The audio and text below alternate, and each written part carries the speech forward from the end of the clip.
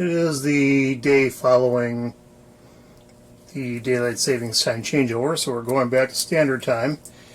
And I thought this would be a good opportunity to show you some of the more unusual quartz watches I have and what makes them kind of special. So first of all, we're going to take my time standard here, set it in frame. That is to the correct time there. It sets itself. So first we're going to start with the Mondaine Stop2Go. We're going to wait for it to come up to 12 and hack it. So I pulled off the chrome to hack, and you're going to see what's unusual about this. I'm going to set it ahead or behind an hour. You know, probably this is up initially, but you can see what happens here is I'm not actually turning the crown, I'm just twisting it a little bit, and it sets its own time, or the motor advances. So this is independent of the second hand. And we are going to set that to, looks like 18 minutes past. And we will wait for it to come around for the correct time.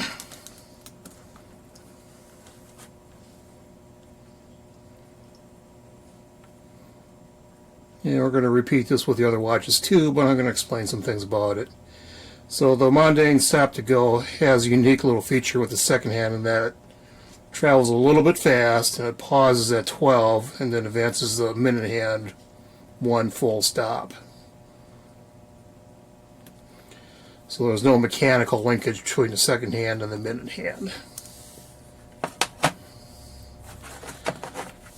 Similarly, we have this Maratac Mid-Pilot quartz, and there you'll notice the second hand takes 4 steps per second, trying to make it look a little bit more like a mechanical watch movement.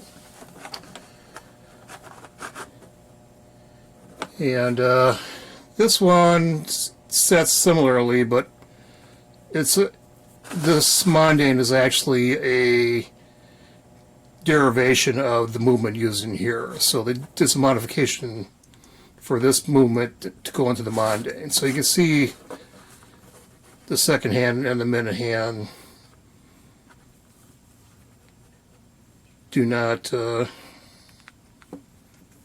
link with each other. So that stops independently, and it's just a matter of you don't just twist, you just twist it a little bit and it changes the time. The longer you hold it, the fast, it'll go into a fast mode. So now we're going to set this at 20 minutes past.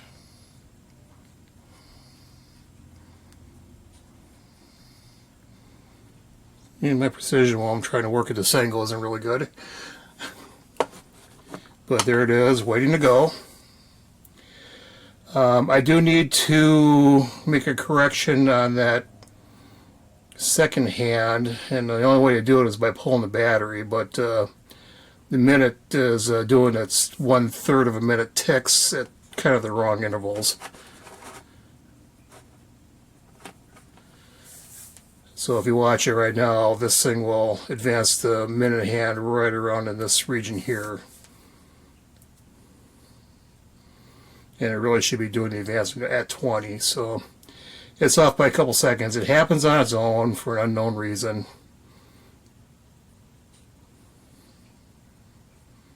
Quality control on those are maybe not that good. But it's an interesting watch nonetheless.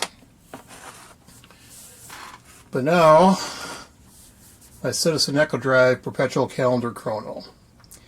This is a favorite watch of mine. If I only had to have one, this would be a good candidate. So this thing, among other features, normal time set, Turn the crown once, it goes into chrono mode, so the second hand parks. Turn it again, it goes into a local time zone. So apparently I had this local time set about 1 hour behind.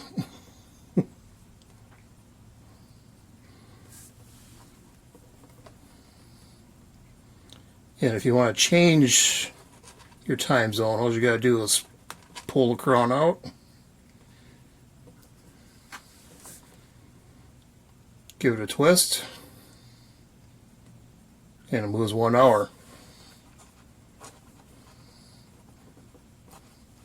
Give it another twist, it moves an hour.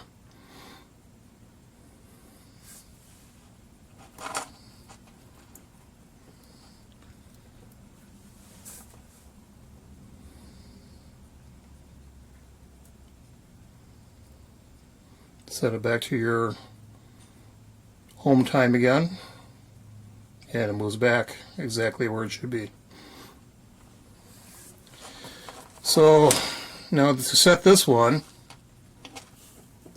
it's a case of pulling the crown out the time set. You notice what happened with the second hand. It self-hacked at 12. You didn't have to wait for it at all.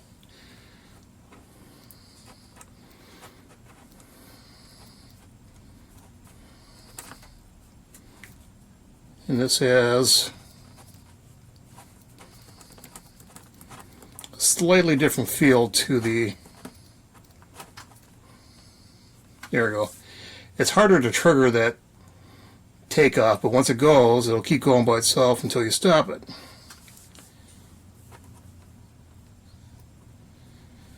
And setting that ahead, looks like that matches up, and hack. Simple as that.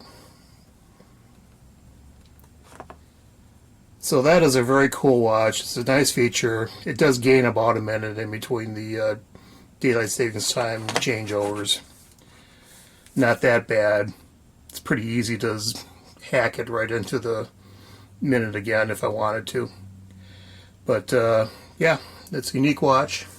And of course the Blue Angels watch is radio control. I never have to touch that one.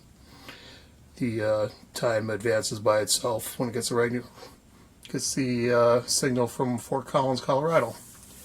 So those are my watches, and that's what makes them unique. And I just wanted to share that time setting and how it works very differently than your conventional quartz watch.